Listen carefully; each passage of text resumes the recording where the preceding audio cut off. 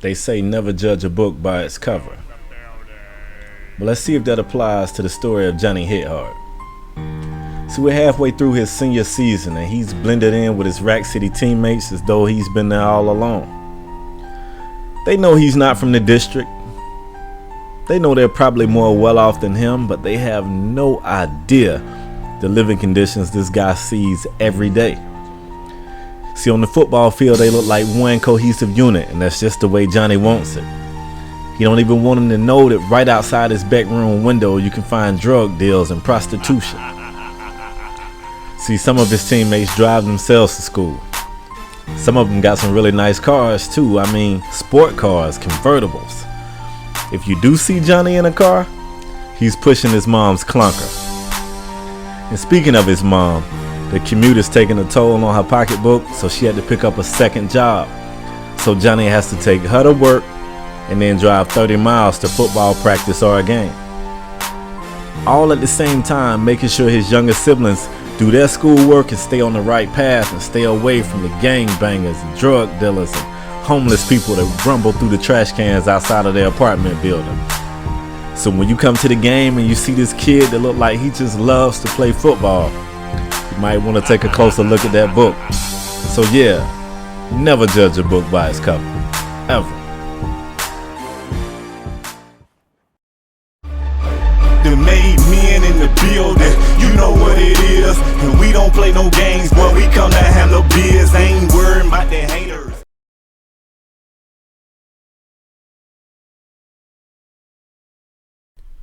What's going on, folks?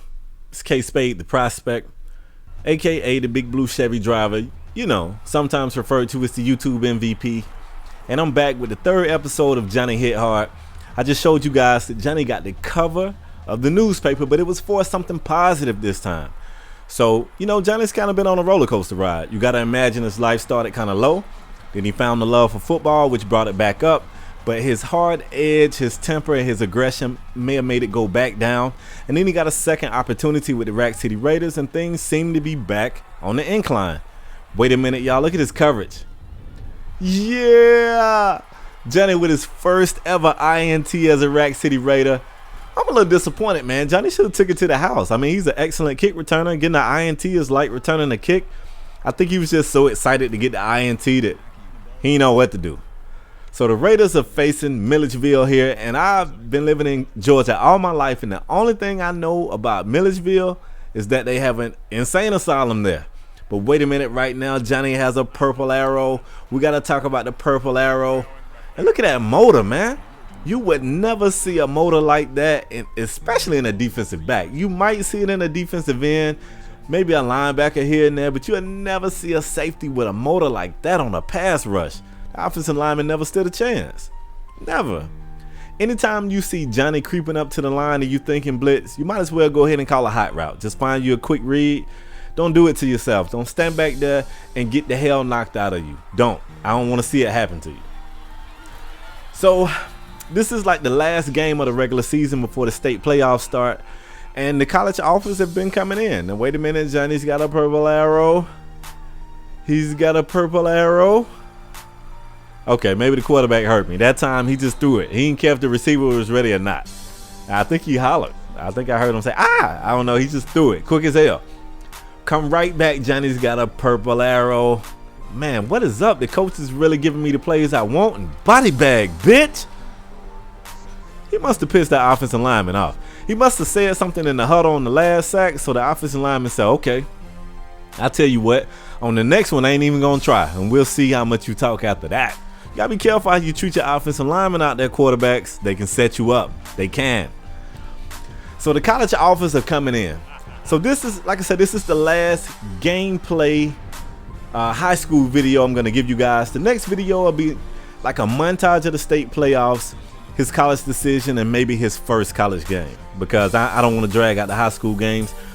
With the college offers coming, you got to think Johnny has a tough decision on his head. On his head? Yeah, forget it. On his head, damn it. So, I mean, he's got to think about his education, the school's play style as far as what would be best for him, possibly trying to go pro, and then at the same time leaving his siblings and his mom back in the project. So he's got a lot to deal with. He's got a lot on his head. I'm gonna keep saying head, because if I screw up, I'm gonna just make it do what it do. So yeah, on his head. So I'll bring you all that in the next episode. And this one here, I mean, Milledgeville, they ain't showed up yet. I don't know. They need to get some guys out of the insane asylum and bring them out here and put them in football uniforms, because these guys right here not ready. So I will tell you one thing about these guys. They should have lost by a whole lot more. I know that's a spoiler alert, but they just, I don't know, they wasn't ready. They wasn't ready, and they should have lost by a whole lot more. And I don't remember what their record was, but it was a pretty good record. So I don't know if they just came in too cocky and we caught them off guard, or if they've been beating up on scrubs. But one thing is for sure, they were not ready for the Rack City Raiders. And Johnny has a purple arrow. Man, coach keep calling these blitz plays for me. You know I love them. There you go. He got rid of it. He's scared. He's scared. And I can't say that I blame him, so I ain't even going to tease the guy. But in the second half, it's like Johnny's attitude, I don't want to say swag. It's the most overused word in the English language right now. But Johnny's mojo, his whole style, it just carried over to the teammates. And, you know, they started to look like a bunch of Johnnies. Now, last year, the Rack City Raiders weren't a bad team. But look at this. Look at this linebacker here. Yo, Johnny got him doing all that, man. That's Johnny's team. He's definitely come over. He's won his teammates over, and he has solidified his role as the leader of the team. And, you know, they follow that guy. You can tell. You can look at it on the field here. So I told you guys he's a special teams guru. You can ask that guy right there. Did you notice he stood up facing the wrong way? I think they're going to show a replay here. Johnny hit the dude, and he stood up facing the wrong way. He wasn't even facing. Look at this. They ain't going to show him get up. Look at him. Y'all missed it. Trust me, he's facing the wrong way. So what we got? 6 tackles, 2 sacks, an INT, and it ain't quite over yet. So we're going to see what Johnny finishes with. But right now, he's got a purple arrow. Let's see if he gets in there. Hello. Damn, this quarterback having a bad day. Johnny with his 3rd sack of the day. Yo, kudos to the coach for giving me the purple arrows, man. That's what I want. The purple line that leads to the zone bubble, I take that. But Johnny want to get back there and hit people. That's why he likes football. And this play right here sealed the deal, man. You're going to see what I'm saying. Like, the teammates really stood up and took over. That's all I got for this game. There's no need in dragging it out. Rack City Raiders for the win, man. Hope you guys enjoyed it. I will catch you on the next episode. Till then, I'm out. Peace.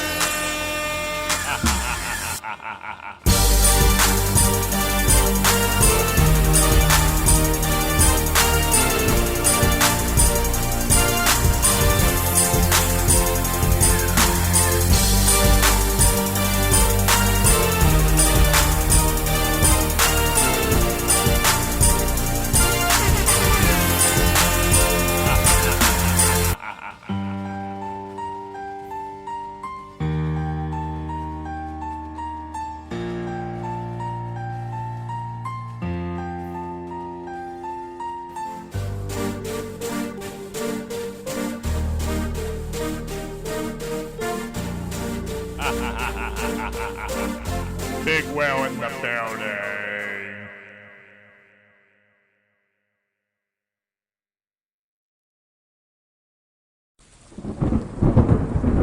Rainmaker.